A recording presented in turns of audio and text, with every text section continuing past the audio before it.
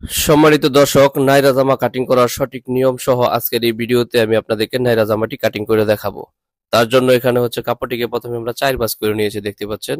এরকম সুন্দর করে হচ্ছে কাপড়টিকে 4 ভাঁজ করে নিতে হবে। আমি যে পাশটাতে দাঁড়িয়ে আছি বন্ধের সাইড, আর এই সাইডটা দেখেন খোলা আছে, আর এই সাইডটা খোলা আছে।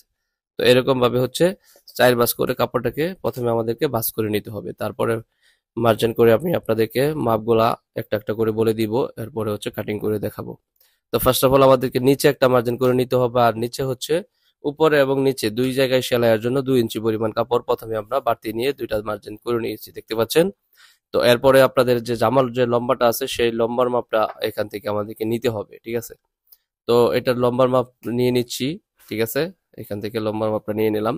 তো আপনারা এরকম লম্বার মাপ নিয়ে নেবেন। এভাবে নেওয়ার পরে হচ্ছে আর অল্প হাফ ইঞ্চি পরিমাণ উপরে এরকম একটু ডালু করে আর একটা মার্জিন করে নিব। এরপরে হচ্ছে আমাদের এখান থেকে বডির হচ্ছে যে আরমল সেটা নামাইতে হবে। তো এটার বডি হচ্ছে 34 ইঞ্চি, তো 34-এর জন্য হচ্ছে 6 ইঞ্চি পরিমাণ বডির আরমল নামাইতেছি, ঠিক আছে। তো আরমলের দাগ হয়ে গেছে। এবার হচ্ছে আমাদের এখানে হাফ বডির মার্জিনটা দিতে হবে। তো হাফ বডিটা নিব হচ্ছে 13.5 ইঞ্চি। তো এটা হচ্ছে 34 ইঞ্চি বডি এবং লম্বা হচ্ছে কম, এই জন্য হচ্ছে 13.5 ইঞ্চি হচ্ছে দিলাম হাফ বডির মার্জিনটা। আর বড়দের জন্য হইলে 15 ইঞ্চি দিতে হবে, ঠিক আছে। এখানে হচ্ছে প্যাডের মাপটা দিতে হবে। তো প্যাডের মাপ হচ্ছে 30 ইঞ্চি, 30-এর 4 ভাগের 1 ভাগ হচ্ছে 7.5 ইঞ্চি। তো আমি এখানে 7.5 ইঞ্চি হচ্ছে মার্জিনটা টেনে নিলাম। আর এখানে হচ্ছে বডির মাপ, বডি হচ্ছে 34 ইঞ্চি, 34-এর 4 ভাগের 1 ভাগ হচ্ছে 8.5 ইঞ্চি। তো আমি এখানে 8.5 ইঞ্চি মার্জিন করে নিলাম। এরপর হচ্ছে শোল্ডারের মাপ, শোল্ডারের মাপ হচ্ছে 6 ইঞ্চি পরিমাণ দিয়ে দিচ্ছি, ঠিক আছে। তো যদি বড় হয় তাহলে বেশি দিতে হবে। এরপর হচ্ছে সাইডে হচ্ছে 1 থেকে 1.5 ইঞ্চি পরিমাণ কাপড় বাড়তি নিতে হবে। এরপরে এখানে হচ্ছে 1 ইঞ্চি 2 সুতা পরিমাণ দিয়ে হচ্ছে রাউন্ডটা করে নিতে হবে আরমলের। তো এখান থেকে ও হাফ মানে আরমলের যে মার্জিনটা আছে 6 ইঞ্চি, আর 3 ইঞ্চি থেকে রাউন্ডটা উঠেই দিতে হবে, ঠিক আছে। তো এরপর হচ্ছে এখানে গলার মাপ, গলার মাপটা হচ্ছে 2.5 ইঞ্চি দিলাম। আর লম্বাই হচ্ছে 5 ইঞ্চি পরিমাণ বা 4.5 ইঞ্চি পরিমাণ দিতে হবে। তো আমি এটা হচ্ছে ফিজিং দিয়ে গলাটা কাটিং করব, সেজন্য এখানে দেখাচ্ছি না। তো চওড়াটা দেখালাম 2.5 ইঞ্চি। তো আমাদের এখানে সম্পূর্ণ মার্জিন করা হয়ে গেছে।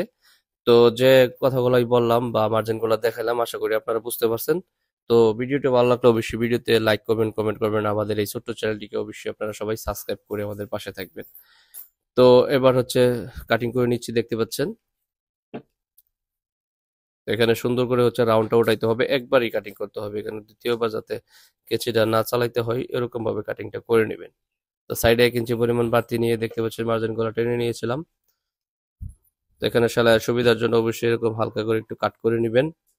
তো আমাদের উপরের পার্ট এবং নিচের পার্ট দুইটা পার্ট একসাথে কাটিং করা হয়ে গেছে, দেখতে পাচ্ছেন। এবার আমরা হচ্ছে হাতা কাটিং করব। হাতা কাটিং করার জন্য সেম ভাবে কাপড়টাকে ডাবল ভাঁজ করে নিয়েছি। এরপরে হচ্ছে হাফ ইঞ্চি সেলাইয়ের জন্য এবং 3 থেকে 3.5 ইঞ্চি পরিমাণ হাতার রাউন্ড শেপ দিতে হবে। এরপর হাতার এখান থেকে লম্বার মাপটা নিয়ে নিতে হবে। তো আমি এটা হচ্ছে প্লাজো হাতা বানাবো, সেজন্য এখানে হচ্ছে ওয়ার্দাওয়ার দিব হচ্ছে 12 ইঞ্চিতে মার্জিন টেনে নিলাম। এরপরে এখানে হাতার মুখের মাপ হচ্ছে 10 ইঞ্চি, আর এখানে দিলাম হচ্ছে 6.5 ইঞ্চি, ঠিক আছে। তো এইভাবে দিয়ে হচ্ছে হাতার রাউন্ড শেপটা উঠায় নিলাম। এরপরে কাটিং করে নিতে আসি, দেখতে পাচ্ছেন।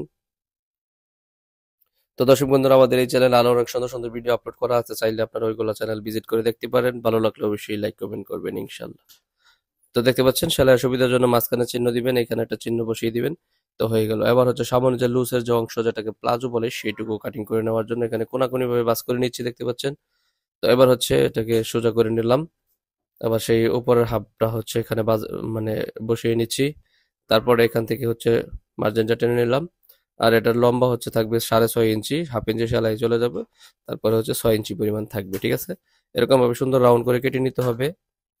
তো এখানে বাঁকা তারা থাকলে হবে না, সোজা করে নিতে হবে। তো দর্শক বন্ধুরা, দেখতে পাচ্ছেন আমাদের প্লাজো হাতাটি কাটিং করা হয়ে গেছে। তো এই পর্যায়ে আমাদের নায়রা জামা কাটিং করা শেষ।